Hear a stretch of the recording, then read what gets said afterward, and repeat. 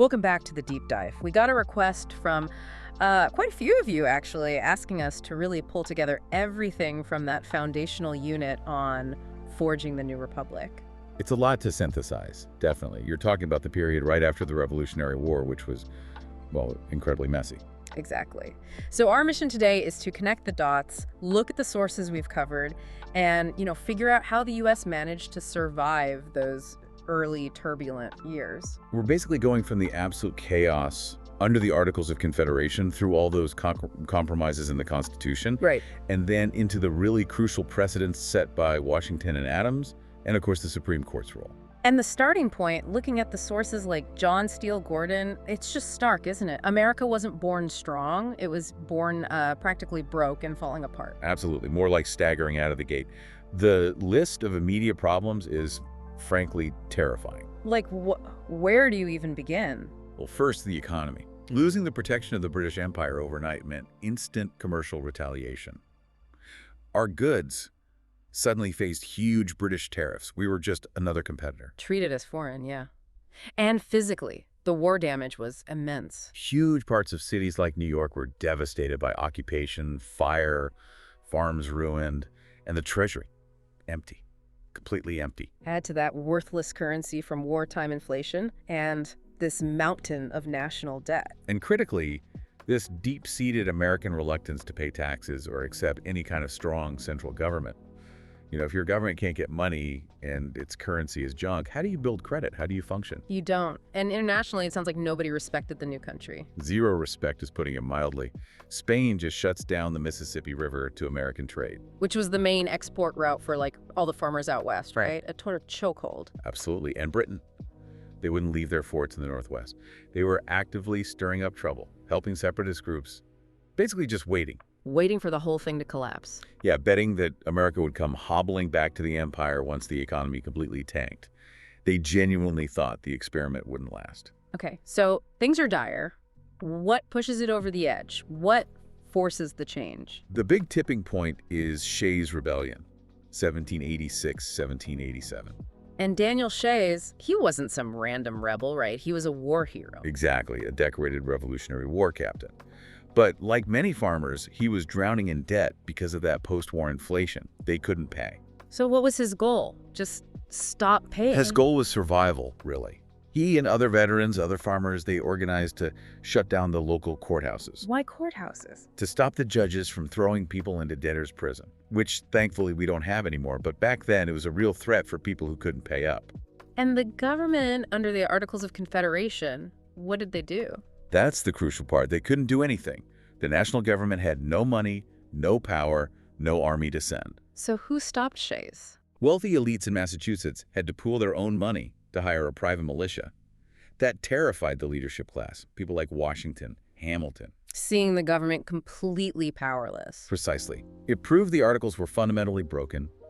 It was the final, undeniable push needed for serious reform. We have to fix this now. Okay, but it wasn't all bad news, was it? Gordon points out some underlying strengths. Yeah, he does balance it. Beneath the surface crisis, the economy was actually recovering, slowly. The population was booming. Doubling every generation for something like 10 generations straight. That's incredible growth. And new markets were opening up, trading with Northern Europe, even the Far East. Apparently, ginseng root was a big export to China, so the potential was there. Huge potential. But the structure was failing. The structure was crumbling, yeah. And that potential immediately runs into the biggest contradiction of the whole American project. Which is? The massive gap between the ideals of liberty everyone talked about and the brutal reality of human rights for huge parts of the population. You mean slavery? Primarily, yes. Look at Thomas Jefferson. He wrote about slavery being morally wrong, but in his notes on the state of Virginia, he calls it a necessary evil. Necessary because? Because he believed abolishing it would completely wreck the Southern economy. That was his argument. But didn't he have a more radical proposal beyond just keeping it? He did, and it's frankly quite chilling. Yeah. It really shows the depth of the prejudice at the time. He proposed emancipation, yes. Okay. But only if it was immediately followed by colonization, shipping all freed black people out of America, probably to Africa. And replace them. Replace them with imported white European workers. His vision was explicitly for a white republic. Why? What was the reasoning? Just economics. It was deeper than that. Yeah. He wrote that the deep-rooted prejudices between the races were so intense that if they tried to live together, it would lead to convulsions and maybe even extermination. It was fear of racial violence, essentially. So his solution to the injustice of slavery was removal. Yes. A forced removal based on a belief that coexistence was impossible. It's a really stark reminder of the limits of liberty in that era. Okay, shifting gears a bit. What about women? Were their rights expanding? Not really, no. The legal system was dominated by this concept called coverture. Coverture. What did that mean, practically? It meant that when a woman married, her legal identity basically vanished. It was absorbed by her husband's. So no independent legal status? None. Couldn't own property in her own name, couldn't sign contracts, couldn't sue or be sued, couldn't even file for divorce easily. Legally, she and her husband became one person, and that person was him. That sounds incredibly restrictive. No wonder Abigail Adams wrote that famous letter to John. Right. Remember the ladies, she said. Don't put unlimited power into the hands of the husbands. She argued, pretty bluntly, that all men would be tyrants if they could. She saw the danger. Was there any pushback on the intellectual side? Yes. Figures like Judith Sargent Murray were arguing strongly for equal education. She said the only reason women seemed inferior was because they weren't given the same educational opportunities. It was nurture, not nature. So what was the outcome? Did anything change? The main compromise, this sort of social adjustment, was this idea of Republican motherhood. Republican motherhood. What's that? It was a way to elevate women's social importance without giving them direct political power. Their crucial role became raising the next generation, especially the sons, to be virtuous, patriotic citizens. So they were seen as essential for the Republic's stability, but in the domestic sphere. Exactly. Instilling Republican values became their job, partly because men were seen as, well, maybe less reliable for that kind of moral guidance in the rough-and-tumble political world. It was a specific, defined role. Okay, let's pivot back to the government itself. You mentioned the Articles of Confederation were a failure, but was there anything they actually got right? Yes, one major success story. The Northwest Ordinances, particularly the Ordinance of 1787. Ah, right, the plan for westward expansion. Exactly. It was surprisingly orderly. It laid out how the new territories in the Northwest, Ohio, Indiana, places like that, would be surveyed and sold. How did that work? Land divided into these neat 1-mile square blocks, 640 acres each, sold for a minimum of $1 an acre, which, tended to favor wealthier buyers or speculators who could afford a whole block and then subdivide it. But it created a system. A predictable system, yes. And crucially, 2 huge mandates came with it. First, absolutely, no slavery was allowed in the territory north of the Ohio River. That drew a major dividing line early on. That's significant. And the second? Territories had to set up American-style governments, and they even mandated that the money from selling one specific square in each township, Square 16, had to be used to fund public schools. So planning for expansion, banning slavery in the North, and funding education. That's actually quite forward-thinking for the Articles. It really was their one shining achievement. But it didn't solve the fundamental problem. The Articles just weren't strong enough to govern the existing states, let alone manage this expansion effectively long-term. They couldn't tax, couldn't regulate trade, couldn't enforce anything. Which brings us back to the Constitutional Convention in 1787. Right, driven by the failures highlighted by things like Shays' Rebellion. And the key word for the whole convention really was compromise. The biggest one being the Great Compromise, right? About representation. Exactly. How do you balance the power between big states and small states? The solution was a 2-house legislature, a bicameral system. The House of Representatives based on population. Giving more power to larger states, yes. Yeah. And the Senate, where every state gets 2 senators, regardless of size, equal representation. That balanced it out. Okay, so they create a new structure, but the country's still broke. How do they fix the money problem? Now we get to Alexander Hamilton, the first Secretary of the Treasury. He comes in with this incredibly ambitious and frankly controversial 5-step financial plan. This wasn't just about balancing the books, was it? It sounds like nation building through finance. Oh, absolutely. It was political dynamite. Step 1, the federal government had to assume all debt. Not just the national debt, but all the debts the individual states had racked up during the war. Why do that? Why take on the state's mess? To bind the states and more importantly, the wealthy creditors in those states, to the success of the federal government. If the federal government owes you money, you want it to succeed. Okay, step 1, assume debt. What's 2? Step 2, create new debt.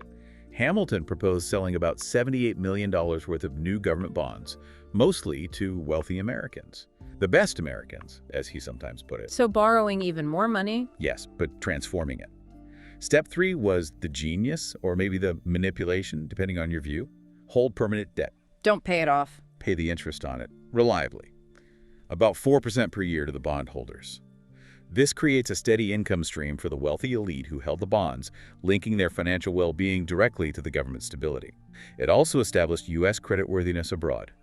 If you always pay your interest, people will lend you money. Okay, interesting. So assume debt, create new debt, hold permanent debt-paying interest. How do you pay that interest? Step 4. Step 4, raise revenue. Hamilton needed money flowing in. He proposed 2 main ways. Excise taxes, taxes on specific goods produced and sold domestically, most famously whiskey. The Whiskey Rebellion connection later. Exactly. Yeah. And second, high tariffs on imported goods, sometimes as high as 40 or 50%. Not just for revenue, right? That sounds protective. Totally protective. The explicit goal was to shield America's new infant businesses from being crushed by cheaper, more established British competitors. And the final piece, step 5. Step 5, a national bank, a central bank, chartered for 20 years to manage the government's finances, issue currency, and basically oversee this whole new system. Wow. That is a comprehensive, and I can see why it's a controversial plan. It sounds like it centralized a lot of power. Immense power. And it immediately split the country's leadership into the first political parties. The Federalists and the Anti-Federalists. The Federalists, led by Hamilton and John Adams, were the ones who pushed for this strong central government. They believed in a loose interpretation of the Constitution, meaning they used parts like the elastic clause, the bit that says Congress can do whatever is necessary and proper, to justify things like the national bank, even though the Constitution doesn't explicitly mention one. And their vision for America. Commerce, cities, banking, manufacturing, stability over radical liberty. They tended to favor closer ties with Britain, oddly enough. Okay, so who opposed them? The opposition, initially called Anti-Federalists, solidified into the Democratic Republicans, led by Thomas Jefferson and James Madison. And their view? The opposite. They wanted a weak federal government, strong state and local power. They insisted on a strict interpretation. If the Constitution doesn't explicitly say you can do it, you can't. So, no bank, no high tariffs. Exactly. They hated the bank, saw the tariffs as hurting farmers, and envisioned America's future as primarily agricultural, made up of small towns and independent farmers. They favored liberty and were much more sympathetic to revolutionary France. That's a fundamental clash of visions. How did Hamilton even get his plan through Congress? Compromise again. Yeah. The big one was the location of the national capital. Jefferson and Madison agreed to whip the votes for Hamilton's financial plan. In exchange for? In exchange for moving the permanent capital south out of the northern financial centers like Philadelphia or New York. That's how we got Washington, D.C., built on the Potomac between Maryland and Virginia. A literal swamp chosen as a political compromise. Okay, so the government's set up, the finances are sort of stabilized. Now it's Washington's turn as president to make it all work. Right. And Washington was acutely aware that everything he did would set a precedent. His first big test domestically was that Whiskey Rebellion in 1793. Farmers in Pennsylvania protesting Hamilton's whiskey tax. Yeah, and they were just protesting peacefully. There was violence. Tax collectors were attacked. They were even using symbols from the Revolution, like liberty poles. Kind of throwing the government's own rhetoric back in its face. If taxes were tyranny then, why not now? Precisely. So how Washington responded was critical. What did he do? He didn't send diplomats. He didn't negotiate much. No. He called up the militia, about 13,000 troops.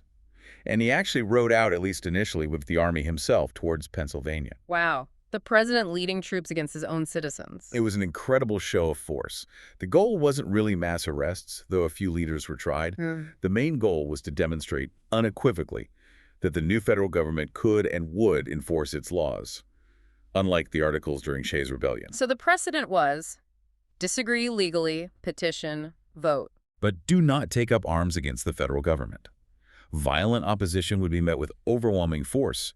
The rebellion just melted away when the army arrived. Okay, that's the domestic precedent. What about foreign policy? The big one was neutrality. Europe was constantly at war, especially revolutionary France and Great Britain. Yeah. France expected our help, right? They helped us during our revolution. He owed them. We did. But Washington and the Federalists generally argued that America was too young, too weak, too fragile to get entangled in Europe's perpetual conflicts. So stay out of it. Stay out of it. Washington famously said the Atlantic Ocean was our greatest blessing. Use it as a buffer. Focus on building our own nation. Declaring neutrality set a cornerstone of U.S. foreign policy for decades. Okay, Washington serves 2 terms, sets that precedent too, and then steps down. Hmm. John Adams takes over. His presidency sounds like it was rough. Very rough. Dominated by partisan fighting. It really kicked off with the XYZ affair. Right, involving France again. Yeah. Adams sent diplomats to France hoping to ease tensions. But the French foreign minister sent 3 unnamed agents labeled X, Y, and Z in the reports, who demanded a huge bribe just to even start talking. A bribe to the government. Basically, yeah. Yeah. A bribe and a large loan. Adams was furious. He made the whole thing public. And the reaction in America? Massive anti-French outrage. It whipped up war fever. The Federalists in Congress saw an opportunity. An opportunity to do what? To crack down on their political opponents, the Democratic Republicans, who were generally pro-French. They used the crisis atmosphere to pass the Alien and Sedition Acts in 1798. Ah, these are infamous. What did they do? The Alien Acts made it harder for immigrants, who often voted Democratic Republican, to become citizens and allowed the president to deport anyone deemed dangerous. But the Sedition Act was the real bombshell. What did it say? It made it a federal crime to write, print, utter, or publish anything false, scandalous, and malicious against the President Adams or the Federalist-controlled Congress or the government. So basically, criticizing the government became illegal. Pretty much. It was a direct assault on freedom of speech and the press, aimed squarely at silencing the Democratic Republican newspapers and critics. How did the Democratic Republicans respond to that? They couldn't just accept it. No way. This led directly to the nullification crisis. Jefferson and Madison secretly drafted resolutions for 2 state legislatures, Virginia and Kentucky. The Virginia and Kentucky resolutions. Right, and these resolutions declare the Alien and Sedition Acts unconstitutional. And they went further. They argued that states had the right to judge the constitutionality of federal laws and could declare laws they deemed unconstitutional. Null and void, basically, invalid within their borders. Nullification. So states could just ignore federal laws they didn't like. And that was the explosive claim. It raised this fundamental question: who gets the final say on what the Constitution means? Is it the states or the federal government? A potential constitutional meltdown. How was this resolved? It wasn't resolved immediately. The crisis simmered. But the ultimate answer came a few years later, after the election of 1800, from the Supreme Court in a landmark case, Marbury v. Madison. Okay, let's break this down because it's complicated but hugely important. Adams loses the election to Jefferson. Right. And in the very last days of his presidency, Adams and the Federalist Congress are trying to stack the judiciary with loyal Federalist judges. These became known as the midnight appointments. Trying to maintain Federalist influence in the judicial branch since they lost the presidency in Congress. Exactly. One of these appointments was William Marbury as a Justice of the Peace. His commission was signed and sealed, but it wasn't delivered before Jefferson took office. And Jefferson's new Secretary of State, James Madison, sees this commission sitting there. And Jefferson tells him, don't deliver it. They weren't going to honor these last-minute Federalist appointments if they could help it. So Marbury sues Madison, demanding the Supreme Court force Madison to deliver the commission. Correct. And the case lands in front of Chief Justice John Marshall. Now, Marshall is himself a Federalist, appointed by Adams. So he wants Marbury to get the job. Politically, yes. But he has a huge problem. If he orders Madison to deliver the commission, everyone knows Madison, acting for President Jefferson, will just ignore the court order. Making the Supreme Court look powerless. Completely powerless. Yeah. Undermining its authority right at the start. So Marshall pulls off this incredibly shrewd political maneuver in his ruling. What does he do? He says essentially, yes, Marbury has a right to his commission based on the law Congress passed.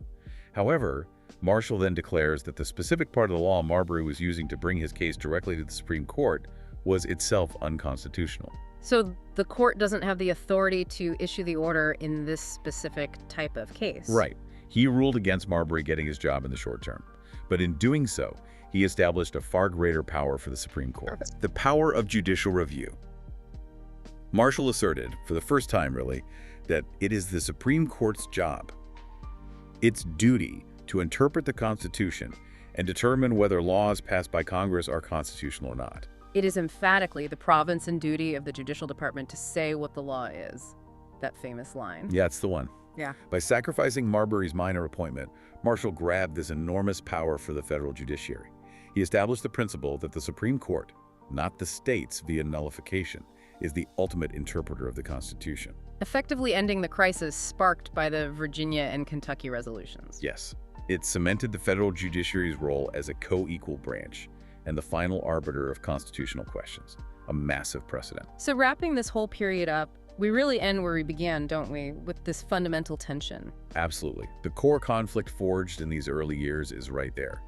Hamilton's Federalists pushing for the necessary strong central government, financial stability, national power. Versus Jefferson's Democratic Republicans fighting to protect local control, individual liberties, states' rights, wary of that central power becoming oppressive. That push and pull, that constant negotiation between federal power and individual or state liberty, it got baked into the American political system right from the start. And as we saw with Jefferson's views on race or the whole system of coverture for women, the definition of liberty itself was contested and, frankly, limited. Deeply limited. Yeah. That central tension, though, between power and liberty, it defined the early republic, and you could argue it still defines American political debate today. And for our final thought today, something to really chew on. Think about Alexander Hamilton. Okay. Here's a guy who was, by all accounts, an elitist. He didn't trust the masses, supposedly called the people a great beast, maybe apocryphally, but the sentiment was there. His opponents accused his financial plan of basically recreating a British-style monarchy, concentrating power and wealth. Right, a system favoring the elite. And yet, isn't it deeply ironic that it was arguably his very plan, born partly out of that distrust and desire to bind the wealthy elite to the government for stability's sake, that arguably provided the essential financial foundation, the credit, the stability, the structure that allowed this radical, fragile, liberty-focused republic to actually survive and eventually thrive? It's a profound irony, isn't it? Mm-hmm. The elitist plan perhaps being the necessary ingredient for the democratic experiment's survival. Something to think about.